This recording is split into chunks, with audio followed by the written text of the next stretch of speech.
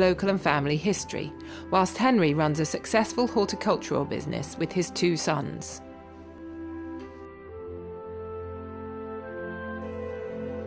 The Watts branch of the Fookes family, descended from Robert and Mary Fookes of Wolverton, were based in Wareham in Dorset. William Watts Fookes was borough surveyor, and in 1908 his son William George, or WG, went to work in Patagonia in the extreme southern tip of Chile as a geodesic engineer. There was an ongoing conflict between Argentina and Chile about the borderline through the Straits of Magellan, and Britain, as a trusted power, had agreed to send a team out to mark it out. He went out to survey the land and mark the boundary with pylons that they erected. The project was dangerous and lasted several years, as they could only work in the warmer months, being forced to overwinter in Punta Arenas. At the outbreak of the First World War, and at his own expense, WG made the 8,000-mile journey back to England to enlist in the Army Service Corps, where he was immediately given a commission. Early in the First World War, and it was before the formation of the Royal Air Force, and they were attacked from the ground, and the only defence they had was hand grenades, which were stored under the seats. So they were pulling out the hand grenades and dropping them out the window. In 1915, WG was posted to Egypt under the command of General Allenby. He had a good war, really. Apparently he was promoted in active service to the rank of general. And he was involved in the liberation of Damascus from the Ottoman Empire, the building of the Allenby Bridge, which is the crossing from Amman to Jerusalem to this day. Norman Byng, my grandfather, was he was a more humble corporal, but certainly he was out there too, and there were times when this proved an advantage to my grandfather because there was water rationing, and his brother WG, as a higher ranking officer, had a greater ration, so that when he had a bath, Norman was able to go and share it, or share the water.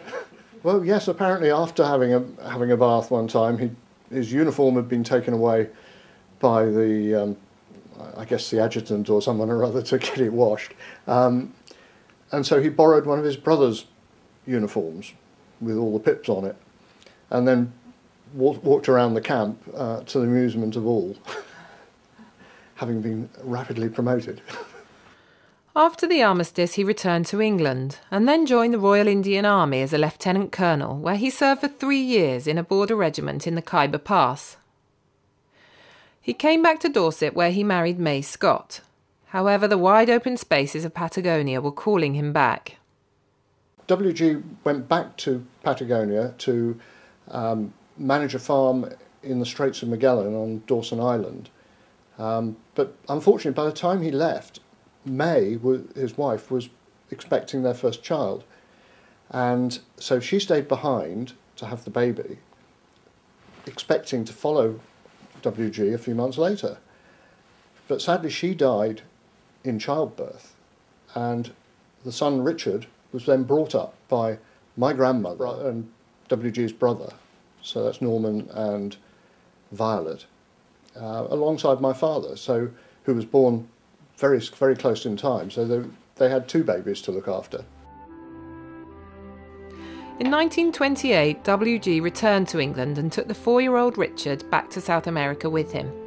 He moved on to a sheep farm in Tierra del Fuego, managing a flock of some 600,000 sheep. Part of this job involved him travelling to the Falkland Islands to purchase animals for the farm. In 1939, WG married Algie Henks, and they lived in central Chile, where he managed another sheep farm. They had 3 children, Peter, William and Fanny, who sadly died at the age of 2. The family remained in Chile until WG suddenly died in 1946 from intestinal cancer. The Watts side of the family weren't all farmers and engineers. Ursula Fookes, daughter of George Hammond Fookes, was a member of the Grosvenor School of Art in the 1930s. We didn't know very much about Ursula Fookes. She was the daughter of George Hammond Fookes, and she lived when we knew her, she lived near Blakeney in Norfolk on the coast, and she was a keen bird watcher and had lots of cats, lived in a lovely little old house. But it was only after she died in about 1992 that a new side to her came to light. And it turned out that she was actually a member of the Grosvenor School of Art in the 1930s and had done a lot of commercial work and linoprints. And this auctioneer had rung Alice to say there was stuff coming up into auction and was she interested in any of it. So she and Rob thought a bit and they thought, well, we'd like you to spend up to £200 for us to buy something that'll be of interest to the family, something to remember her by. And thought not much more about it until a parcel arrived in the post with a bundle of papers, and amongst it were 3 or 4 linoprints. And these now have been valued and they're worth having. So the Fookes family continues to thrive, spreading around Britain and the world, with new generations waiting in the wings. But what will the future hold for the Fookeses? No, I think the family goes on. Hopefully it has its values, it loves the countryside. Perhaps some of them will take up hunting, hopefully. Not as madly as I've done, time consuming. Yeah, I just think it's nice to have records and history and everything to pass on. We've got to keep filing. We've got a lot of it filed, with a whole shed there to file. I have 2 brothers. Rob is a planning barrister. Mike is a surveyor. I've got 2 sons. James, who's in Dubai, he's a civil engineer. And Andrew is an engineer working in aerospace industry. The family continues to be proud and honest. Although no longer brewers, we are now professionals, teachers, managers, entrepreneurs and engineers, all adapted to the modern world, with the Fookes name and history which binds us together. Hopefully the Fookes name will go on, whether it's Fookes or whatever it is, or however it's spelt. It's wonderful that I've got these grandchildren and grandsons, and the name will carry on, and they'll all have fun and have good lives.